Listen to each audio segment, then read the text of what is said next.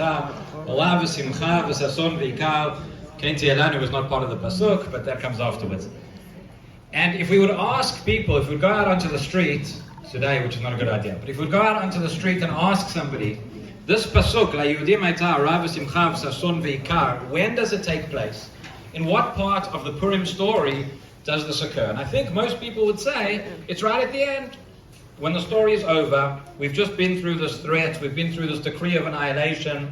Haman has been killed, his sons have been killed, the Jewish people have fought back.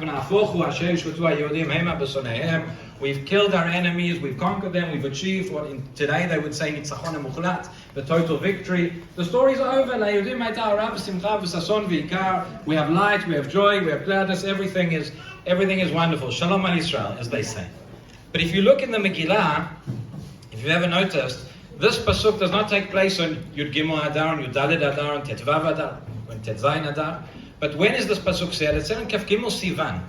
It's said nearly 9 months before the end of the story. So yes, Haman gets hanged, but we still have his sons, we still have his army, we still have 9 months of an existential threat against the Jewish people. And the Megillah doesn't go into much detail about it, but we can imagine the sense of fear, the sense of dread, the sense of people didn't know. The decree was still there. What had happened? The first decree we know went out, the decree going against giving Haman and his cronies permission to go and kill the Jewish people in one day. And then, on Kaf Gimel Sivan, the second set of letters go out. The second set of letters which say, not that the first decree is annulled, but that the Jews can fight back. The Jews have the right to fight back, and that's it. And then the Megillah tells us, La Yehudim Hayta Orav V'simcha V'sason V'ikar. At that point, already we can celebrate. At that point we have light. At that point we have joy, even though we are still in the midst of crisis. We're still in the midst of an existential threat, but nonetheless, because the Jewish people have an emunah.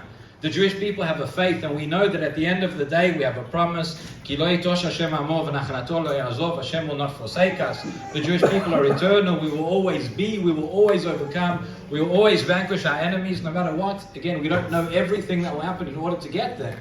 But already at that stage, we have that emunah, we have that faith, we have that belief that we can have Orav Simcha V'sason V'ikar. And I mention all this because a number of people have asked me over the last few weeks and over the last year and a half, every Chag, people have said, how can we celebrate? How can we celebrate a Chag with all that's going on? How can we celebrate Purim in such a time? And the answer is that if the Jews of Shushan could celebrate at that time, before the end, then we certainly can, all the more so. So B'ezrat Hashem, we should know, just as we knew in those days, the same, we can dig deep, dig into those well springs of emunah, of faith, and we too will merit to see Orah, Simcha, Sason, V'ikar, Geula, Besorot Tovot, Yeshuot, V'nechamot. Amen, amen.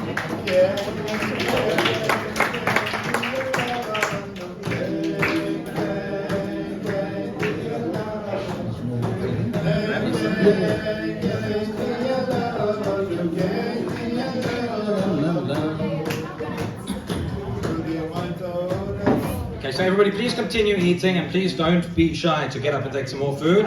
And I'm very, very happy to introduce